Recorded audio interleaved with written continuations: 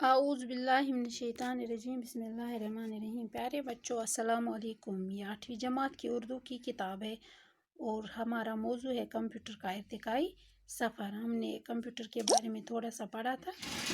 یہ page number 100 سے شروع ہوتا ہے۔ 101 بھی پڑھا ہم نے، 102، 103، 104 اور 105 پیج نمبر پہ ہمیں پڑھنا ہے۔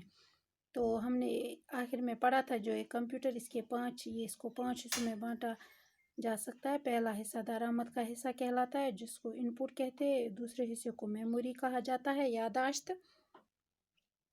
اسی طرح تیسرا حصہ حساب کتاب کا حصہ ہے، اسی حصے سے کمپیوٹر ریاضی کے سوال حل کرتا ہے۔ اسی طرح چوتھا حصہ کنٹرول یونٹ کہلاتا ہے، تو یہ حصہ پورے کمپیوٹر کے جنرل مینیجر کی طرح ہوتا ہے۔ تو پانچواں حصہ برآمد یا آؤٹ پٹ کہلاتا ہے۔ آپ جو کچھ کمپیوٹر سے جاننا چاہتے ہیں، یہی برآمد والا حصہ آپ کو وہ معلومات دیتا ہے۔ تو یہاں سے آج ہمیں پڑھنا ہے، دوسری عالمگیر جنگ کے بعد سے سائنسدانوں نے کمپیوٹر کی سائنس پر زیادہ توجہ دی ہے۔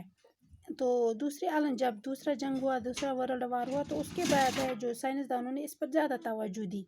اس زمانے کے بنائے ہوئے کمپیوٹر پہلی نسل کے کمپیوٹر کہلاتے ہیں۔ اس زمانے میں جو کمپیوٹر بنائے گئے تھے ان کو پہلی نسل کے کمپیوٹر کہلاتے، ان کو کہا جاتا ہے۔ پہلی نسل کے ان کمپیوٹروں میں برقی سگنلوں کے لیے ویکیوم ٹیوب استعمال کیے جاتے تھے۔ تو سگنلوں کے لیے ان میں ویکیوم ٹیوب استعمال ہوتا تھا، جس طرح آج ہم نے دیکھا اس میں یہ زیادہ ہوتا ہے۔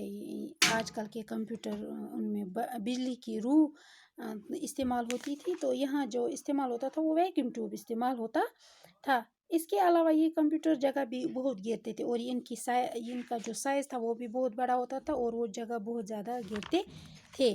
ان کمپیوٹروں میں لگے ٹیوب برقی سگنل دینے کے ساتھ حرارت بھی خارج کرتے تھے۔ جو ان میں ویکیوم ٹیوب استعمال ہوتا تھا، یہ جو ہے برقی سگنل کے ساتھ جو ہے حرارت بھی خارج کرتے تھے، استعمال کرتے تھے۔ کبھی کبھی یہ حرارت اس قدر زیادہ ہو جاتی تھی کہ کمپیوٹر کے نازک حصے جل جاتے تھے۔ تو کبھی کبھی تو یہ حرارت اتنی زیادہ ہو جاتی تھی، گرمی اتنی زیادہ ہو جاتی تھی کہ کمپیوٹر کے جو نازک حصے تھے وہ جل جاتے تھے۔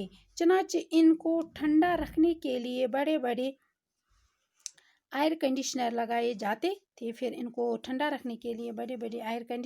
جاتے تھے۔ یہ کمپیوٹر زیادہ تر ملٹری کے مقاصد، سائنس کے تجربات اور حکومت کے کاروبار کے لیے استعمال ہوتے۔ تو زیادہ تر یہ کس کے لیے استعمال ہو؟ ملٹری کے مقصد کے لیے، یا سائنس کے تجربات کے لیے، اور حکومت کے کاروبار کے لیے۔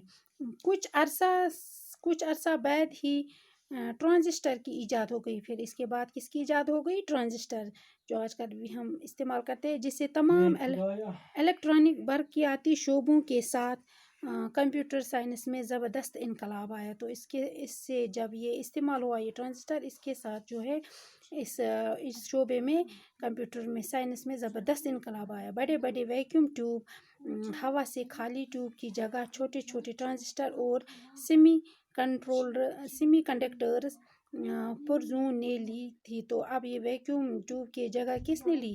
یہ چھوٹے چھوٹے ٹرانزسٹروں اور سیمی کنڈکٹرز نے لی۔ تو اسی وقت کمپیوٹر کی دوسری نسل وجود میں آئی۔ تو اس وقت کیا آئی؟ کمپیوٹر کی دوسری نسل وجود میں آئی۔ تو جو پہلا تھا، جو بڑا سائز جس میں ویکیوم ٹیوب اس میں استعمال ہوتا تھا، وہ پہلی نسل کا کمپیوٹر۔ اب جس میں ٹرانزسٹر استعمال ہوا یا سیمی کنڈکٹر استعمال ہوا، اس کو دوسری نسل کا کمپیوٹر کہا جاتا ہے۔ یہ اس کو بولتے ہیں دوسری نسل وجود میں آئی۔ دوسری نسل کا کمپیوٹر، اسی وقت کمپیوٹر کی دوسری نسل وجود میں آئی۔